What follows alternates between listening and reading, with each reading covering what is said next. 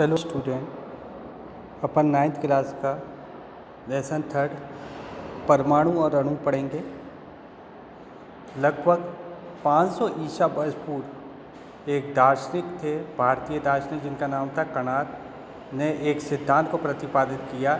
उन्होंने कहा कि यदि हम पदार्थ को विभाजित करते जाएँ, टुकड़े करते जाएँ, तो सबसे छोटा कण प्राप्त होगा, जिसे आगे विभाजित करना संभव नहीं होता, जिसे परमाणु कहते हैं। इसी प्रकार का सिद्धांत प्राचीन यूनानी दार्शनिक डेमोक्रिटस और यूपिकस ने भी दिया। और इसके बाद दो वैज्ञानिक हुए हैं, लवाजिए एंड जोसेफ एंड प्राउड। इन्होंने दो महत्वपूर्ण नियमों की स्थापना की जो रासायनिक विज्ञान की नींव थे। पहला नियम था रासायनिक संयोजन का नियम। ये बहुत इम्पोर्टेंट है।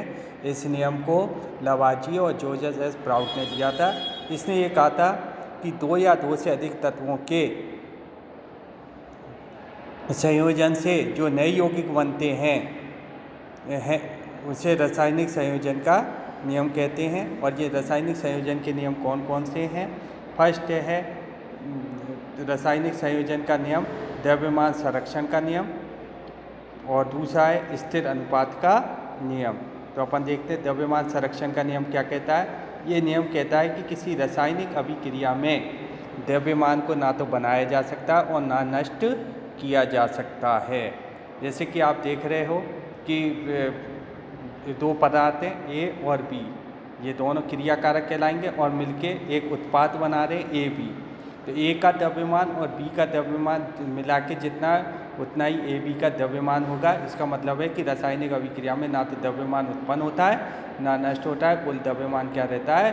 संरक्षित रहता है। तो पहला नियम जो जाना जाता है वो है द्रव्यमान संरक्षण का नियम।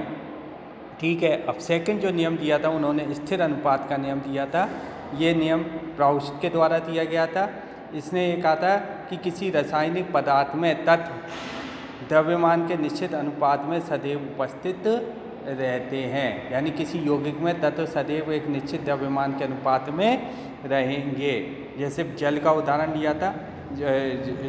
जल के जो अणु होते हैं उसमें हाइड्रोजन के 2 ग्राम होते हैं और ऑक्सीजन के 16 ग्राम अणु होते हैं। ये आपको द्रव्यमान से पता लग जाएगा। तो इस नियम को निश्चित अनुपात का नियम कहते हैं। आगे पढ़ेंगे कि ये आप सोचे होंगे कि ये 2 और 16 कैसे दिया, तो मैं इसको आगे एक्सप्लेन करूँगा। हाइड्रोजन का द्रव्यमान 1 होता है, इसके 2 अणु होते हैं H2O के सूत्र में, तो 2 हो गया। और ऑक्सीजन का जो द्रव्यमान होता है 16 होता है। इसलिए तो इनको जो रेशो में काटेंगे वो 1/8 का रेशो रहेगा। तो कहने का मतलब ये है कि किसी भी यौगिक में तत्व जो होते हैं वो एक निश्चित अनुपात में सदैव उपस्थित रहते हैं। ये 2 नियम आपने पढ़े आज। और इसके बाद अपन एक परिभाषा पढ़ेंगे परमाणु। अभी आपने पुराने में पढ़ा था कि कणाद ने कहा कि टुकड़े करते हैं सबसे छोटा कण प्राप्त होगा, लेकिन आधुनिक विज्ञान ने परमाणु की परिभाषा बदल दी है। इसने कहा आधुनिक परमाणु विज्ञान कहता है कि किसी तत्व का सबसे छोटा कण जो रासायनिक अभिक्रिया में भाग लेता है परमाणु कहलाता है। तो आधुनिक विज्ञान के अनुसार परमाणु की क्या परिभाषा होगी? किसी तत्व का सबसे छोटा कण जो रासायनिक अभिक्रिया में भाग लेता है परमाणु कहलाता है। परमाणु बहुत छोटे होते हैं, बहुत शक्तिशाली सूक्ष्मदर्शी से नहीं देखे जा सकते। परमाणु की त्रिज्या नैनोमीटर में नापी जाती है और 1 नैनोमीटर 10⁻⁹ मीटर में के इक्वल होता है। तो आज के लिए इतना ही। डेट्स और गुड डे।